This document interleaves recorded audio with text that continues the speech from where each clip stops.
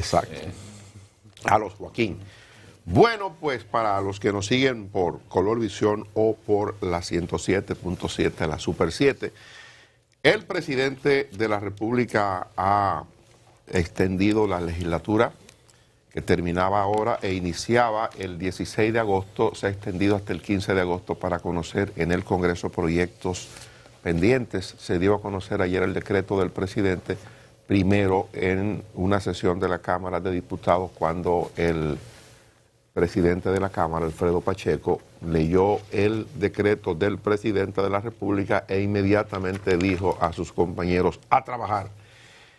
Proyectos importantes, bueno, lo del Código Penal, es un proyecto que está pendiente lo de conocerse la modificación o la reestructuración o el proyecto de presupuesto complementario, como usted le quiera llamar. Eso está para conocimiento del Congreso. Entre otros asuntos que están allí, por ejemplo, el informe de la Comisión Especial de Cámara de Cuentas para decidir qué va a ocurrir con los miembros de la Cámara de Cuentas. Eso no se ha podido conocer todavía.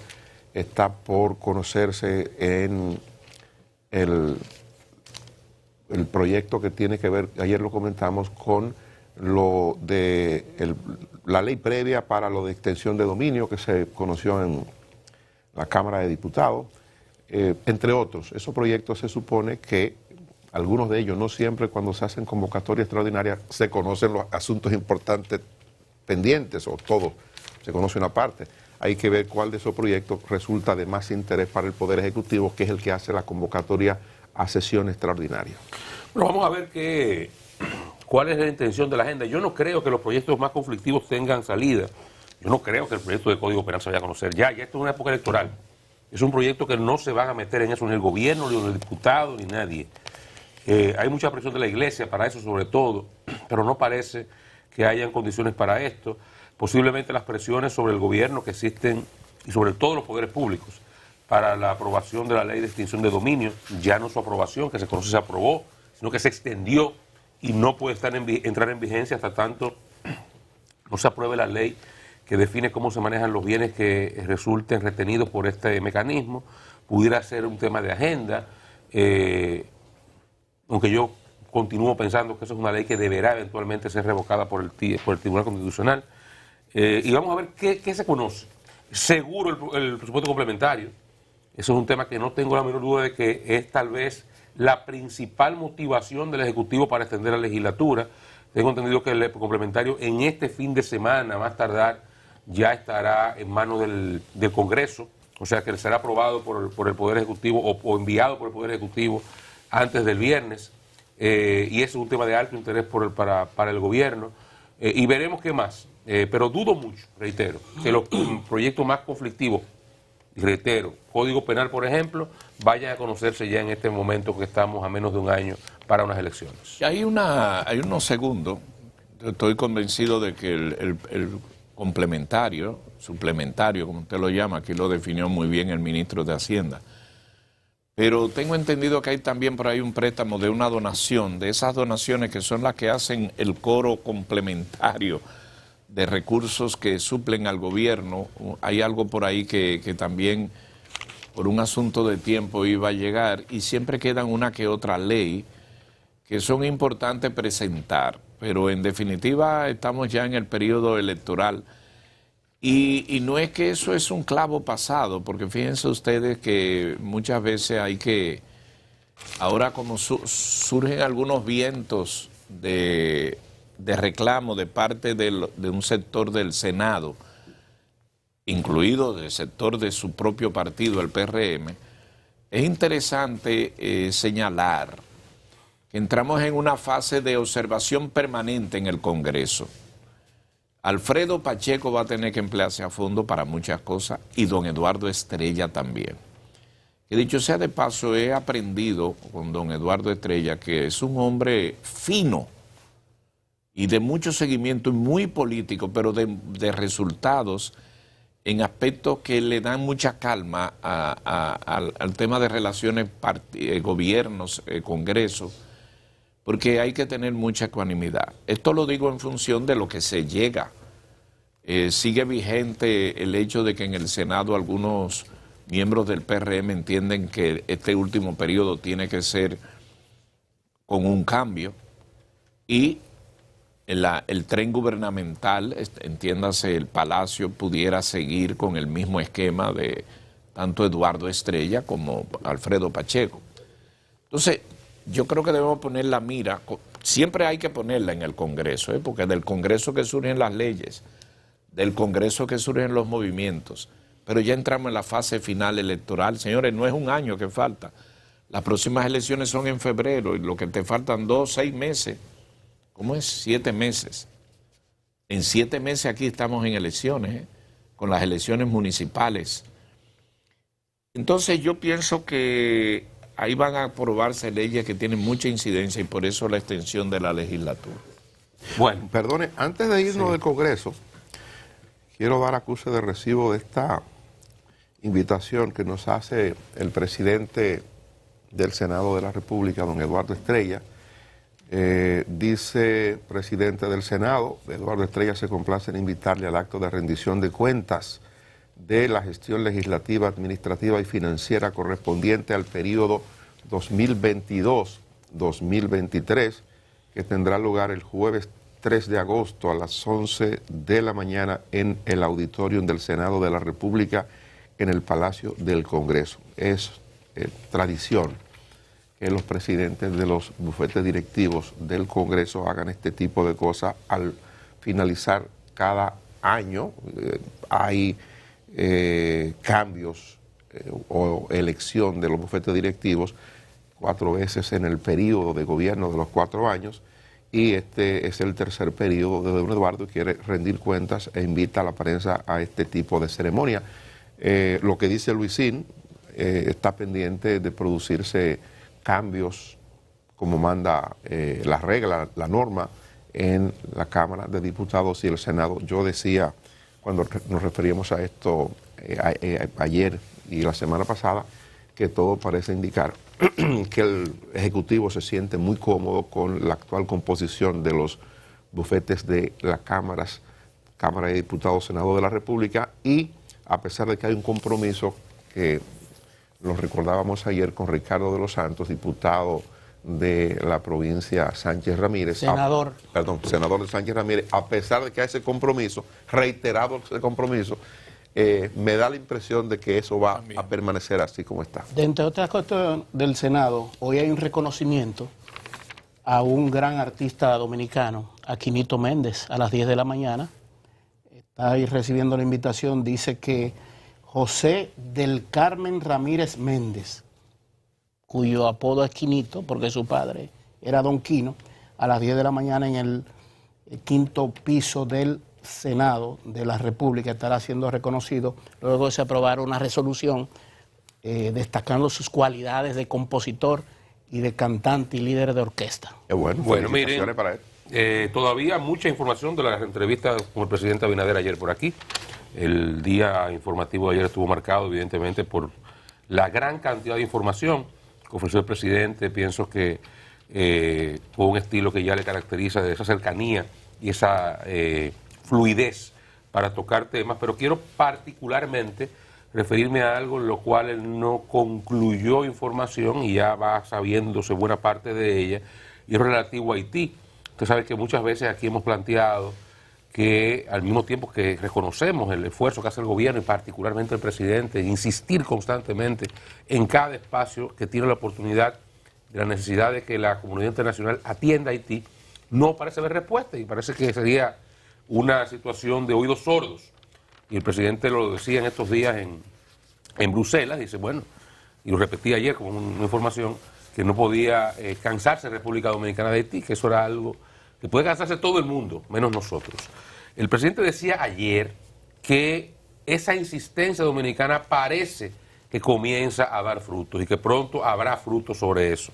Y no reveló más información, pero en el día de ayer ya uno se pone a buscar información y parecería que ya hay un acuerdo para que un país africano, particularmente Kenia, sea quien se encargue de una misión internacional ya de invasión, una fuerza de tarea para pacificar Haití, encabezada por Kenia, pero que integrarían varias naciones de la región y de África también, incluso algunos países europeos. Eso es una noticia que todavía está armándose, ¿verdad? Una fuerza que todavía se está armando. Canadá, Estados Unidos, Unión Europea estarían financiando buena parte de esta expedición o de esta invasión o de esta fuerza de tarea conjunta multinacional. No se hará a través del Consejo de Seguridad de Naciones Unidas, porque se sabe ya la oposición rusa y China a esta iniciativa, sino que se hará a partir de un acuerdo entre naciones, incluso se hará con la propia autorización y cooperación de Haití.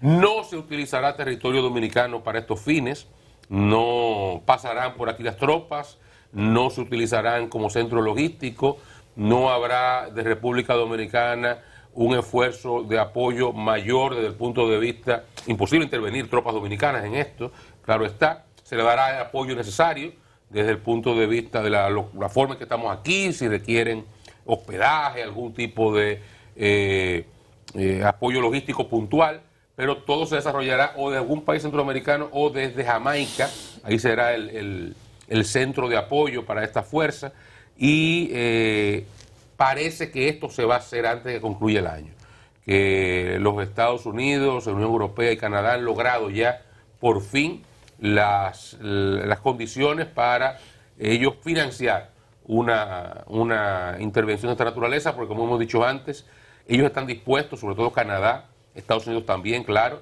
a poner el dinero, mas no tienen ningún interés en poner un soldado, una tropa de su nacionalidad en Haití. Pero se están dando las condiciones y me parece que por ahí pudiera hacerse un esfuerzo importante. Reitero, Kenia sería el país africano que la encabezaría, pero no sería el único país africano que formaría parte de esa fuerza de intervención en Haití. También habría otras naciones, posiblemente de la región y europeas. Vamos a ver cómo se desarrolla esta información, pero esa es una noticia que creo que el presidente no la dio ayer, uno siguió indagando y las cosas andan por ahí. El presidente no quiso dar mayores detalles en el aire sobre lo que esto último que Oscar comenta. Nos dijo que por asunto de prudencia tenía que reservarse algunas cosas de las que se estaban produciendo con Haití, pero que estaba a punto de tener solución el reclamo que ha hecho el gobierno o la petición que ha hecho el gobierno para que Haití sea intervenido. Esto se está haciendo con el liderazgo de Canadá, básicamente, y con el apoyo de los Estados Unidos. Son los que han puesto empeño para que esto ocurra. Estados Unidos definitivamente se ha negado, igual que Canadá, a enviar fuerza militar de los Estados Unidos o de Canadá. En un momento se llegó a plantear la posibilidad de llegar hasta el envío de cascos azules, por lo que Oscar menciona, hay oposición en el Consejo de Seguridad de la ONU para que esto ocurra. Bueno, pues lo que se va a hacer aparentemente es esto, que África estaría enviando tropas y que pudiera tener no solamente la participación de algún país de Europa, sino es posible que haya participación de algún país de Centroamérica o de Sudamérica también, que estarían completando el equipo para lo de la pacificación de Haití, que es el tema fundamental y para los haitianos y es el tema sobre el que República Dominicana ha estado hablando. Lo que se requiere es que Haití vuelva a un estado de tranquilidad que permita que las cosas marchen para proceder a la convocatoria de elecciones y para establecer gobierno legal con el procedimiento de la democracia. Vamos a elegir un presidente, vamos a elegir al Congreso, que ha vencido el Congreso también, para que Haití recobre entonces la funcionalidad de las instituciones. Ayer se produjo una situación que la prensa nuestra recoge, y es que atacaron a bombas a un grupo de haitianos que fueron a la sede de la Embajada de los Estados Unidos buscando refugio, buscando apoyo, buscando que los acoja. Y yo creo que es bueno que uno vea esto para que entendamos cómo es que los Estados Unidos tratan a los haitianos, y lo digo a partir del reclamo permanente que nos quieren hacer agencias de los Estados Unidos a República Dominicana. Claro que hay que cuidar las instalaciones y a las personas que están en un consulado o en las embajadas, y es una obligación del gobierno, pero es bueno que lo veamos, porque eso pasa aquí y lo que nos hacen o lo que nos dicen nos acaban frente al mundo, a la República Dominicana. La ayuda a Ucrania va por más de 400 millones ya ayer. Digo, 400 millones. Digo, 4.000. Fueron 4.000 que autorizaron nuevos. Los últimos, creo. Los más recientes. Pero que vi a Anthony Blinken, el secretario de Estado, anunciando una nueva cuota. Mira, 400 millones más o menos. Un barril sin fondo. Un barril sin fondo.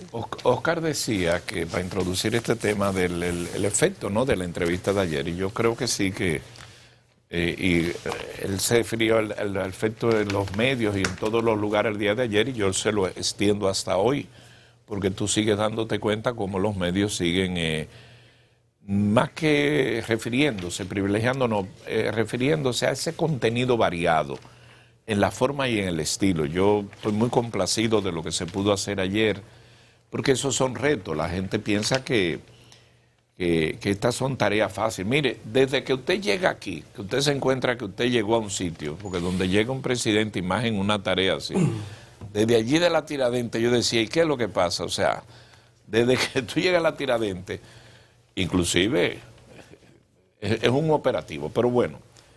Yendo al fondo de esto, ciertamente creo que el presidente Abinader dejó establecido muchas informaciones y algunas hasta de su forma y de su estilo. En algunos momentos esas reacciones que él tenía ante algunas preguntas de los compañeros o nuestras, él lo pensaba, suspiraba, porque evidentemente nada de esto está programado, es una entrevista abierta, no tiene en absoluto ninguna restricción. Y me llamó la atención cuando él dijo, creo que una pregunta suya, compañero, que él dijo que él le marcha a los problemas. O sea, fue en el momento en que él se está metiendo y que si no le hace efecto el tema de la Policía Nacional, que los asesores, y es un ABC en política, que los presidentes no están para dar malas noticias.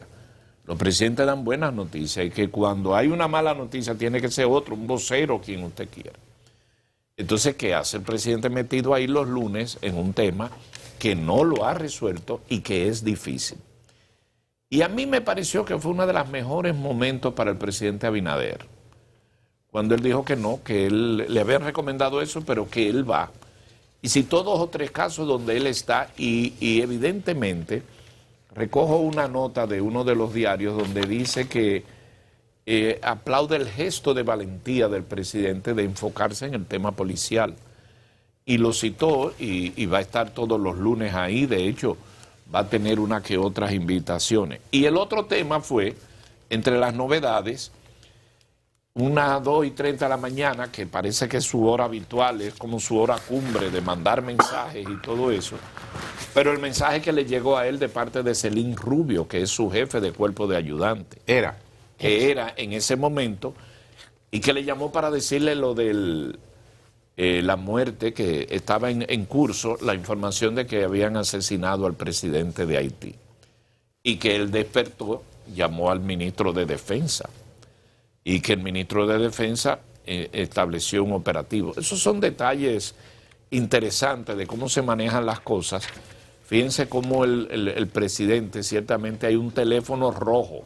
Un teléfono rojo es que hay funcionarios que tienen que tener un teléfono que saben y lo identifican como el teléfono rojo en la Casa Blanca, en Rusia será un teléfono negro. Es un celular. Y lo ponen ahí que cuando eso suena, algo es. Y efectivamente eso tiene que ver con aquel episodio de Jovenel Moïse y con una alta incidencia en República Dominicana. Que dicho sea de paso, después de ese día el cruce por el frente del presidente Abinader fue sellado.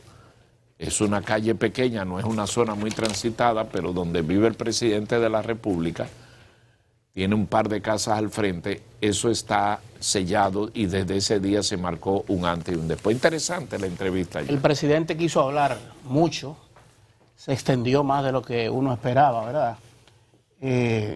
Y la gente en la calle también que se siente, y es así, ve este programa como parte de su patrimonio, nos sintonizan, nos escuchan, y también sintió deseo de que el presidente hablara de muchos otros temas, pero imagínense, el tiempo también requiere algún nivel de comprensión de que el presidente tiene ocupaciones y tiene muchas, militares retirados o condición de retiro, policías. Algunos me abordaron ayer, me dijeron por la tarde, mira, hubiésemos querido que el presidente hablara sobre una situación que se está dando con militares y policías que han obtenido ganancia de causa con sentencias del Tribunal Constitucional y del Tribunal Superior Administrativo para su reintegro, porque fueron colocados en condición de retiro hace tiempo en unas situaciones que no fueron legales ni correctas. Y otros temas también de las cosas que son de la cotidianidad, pero repito, son muchas los temas que quedan por, ¿verdad? Mar, compañero, pero ahí ratificó en la entrevista el power de Raquel Arbaje. ¿Usted lo dudaba? No, yo no lo dudo, pero que él lo admita así públicamente, un buen marido, que dice, ya hay cosas que yo no puedo con ella, yo sorteo eso, pero... ¿En qué casa manda uno? Bueno, pero que... Hay una asociación de hombres Ni gobernados. siendo presidente. Yo no sé. Y admitirlo públicamente así, de No, que... pero eso nunca ha estado en duda. Eso nunca ha estado en Ay, cuando cuestionamiento. tú te entregas, ya tú cuando tú dices ya. Usted sabe que yo le recordé a él que él estuvo una fe por aquel baile que hizo Sí. cuando quería abrir el turismo. Eso Sí. le costó un problema en la casa. Pero él lo resolvió. Dice, yo resolví eso, lo dijo en la entrevista. Sí. Yo resolví eso. pero yo estoy hablando en serio. Doña Raquel, pero es en serio que doña está Raquel hablando. tiene un power Pero que... ella ha ido que- entendiendo. Yo creo que tiene un poquito más. Ella- Porque ella no... Pero tú sabes que el presidente decir, deja ese tema y ya él se entregó. O sea, ¿tú nunca le ha pasado eso con John Noria? Pero Pero yo soy un... No pregunto, ¿usted no le ha pasado eso con John Noria? Todos los días. Entonces, Ya yo me entregué. es una casa normal, como toda la casa. No, con ¿A Yonori, usted no le pasa eso? Yonori ya yo públicamente primero digo a ver cómo ella Ya, piensa. pues, haga lo que tú quieras ya. No, pero espérate. si su esposa le dice, tírese, busque el lado más bajito. Exacto. Ustedes no Porque me al final entienden. no- Eso es Hasta que tan no grande. consiga que que usted el ponga lo que usted jondee. Sí, pero está bien, pero eso es tan grande que el presidente lo admitió y me puso Pero la después tengo mano. que el lado grande para salir de esto ya. Me puso la mano en una y dice, tú sabes que Raquel, o sea, él lo admite, el señor, ¿eh? Pero algo quedó claro. Yo creo que cuando Oscar preguntaba al presidente de la República si le gustaba el carguito, yo creo que quedó claro que el presidente se siente muy bien y cómodo con la tarea de gobernar. Citaba él en otro momento de la entrevista donde él abrevia, donde él toma fuente como para la tarea de gobierno, y era cuando hablaba de gobernar por gabinetes. Es decir, el presidente Sí, sí. está haciendo su tarea. Enseñó su estilo, Citaba su la escuela forma. de Siracusa, citaba lo de Singapur, el modelo Singapur, citaba la escuela Kennedy, que es un esquema, hablaba del presidente de los Estados Unidos cuando hablaba de Kennedy, que desarrolló esquema de gobernanza en una dirección o en otra, haciendo gabinete como hace el presidente, por eso lo del gabinete del agua, por eso las reuniones puntuales con el equipo económico, por eso reuniones puntuales con gente que maneja los diferentes temas, las diferentes áreas públicas, eso que hablaba de una coordinación para agilizar los procesos de permisología de las instituciones del Estado, que es un asunto que se va a hacer en el mes de agosto. Creo que eso pudiera ser fundamental porque hay muchas quejas, aquí lo hemos recogido y hemos sido portavoces de dificultades que se dan con la permisología en instituciones públicas. Parece que eso se está trabajando y se va a lograr a partir de lo que decía el presidente aquí, que haya mejoría en ese sentido. Quiere decir que el hombre se siente cómodo, se siente satisfecho, dijo, a mí me gusta servir. Entonces yo no tengo ninguna duda de que el presidente, para el que está soñando con eso, el periódico Listín, que hace una crónica interesante y amplia sobre la participación del presidente Abinader, ayer aquí en el programa, cita muy correctamente algo que el presidente dijo cuando dijo, yo estoy consultando, a ver si se presenta, está consultando. Yo digo, pero, y es verdad que lo dijo, pero nadie, bueno, el que vio la entrevista y en el contexto en el que el presidente habló del tema, puede colegir, como colijo yo, que eso está resuelto, eso está decidido, de que el presidente va a buscar presentarse como candidato, a pesar de lo que dice de que a él no le gustaba lo de la reelección inmediata, sino que él era partidario de que se ejerciera la presidencia, pasara un periodo o algunos periodos y que después esa persona pudiera optar de nuevo para ser candidato a la presidencia, para volver a la presidencia.